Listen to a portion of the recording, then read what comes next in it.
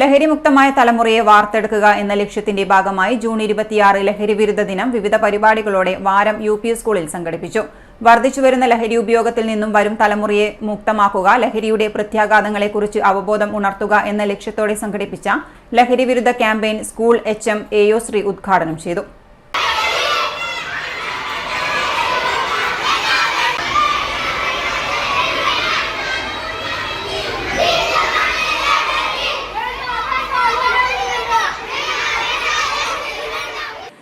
ലഹരി വിരുദ്ധ ക്യാമ്പയിനിന്റെ ഭാഗമായി വിദ്യാർത്ഥികൾ തയ്യാറാക്കിയ പ്ലക്കാർഡുകളും ഏന്തി നടത്തിയ ലഹരി വിരുദ്ധ rally ക്യാമ്പയിനിന്റെ മാറ്റുകൂട്ടി.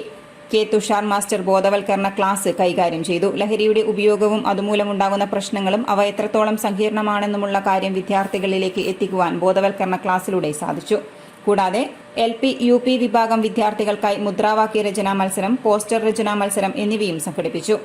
SRG convener Preena teacher, K. Lissy teacher, Nallapadam club convener Anju E, Muhammad Hirash, Shubha C, Vishnushankar എന്നിവർ പരിപാടികൾക്ക് നേതൃത്വം നൽകി. City news, Kannur.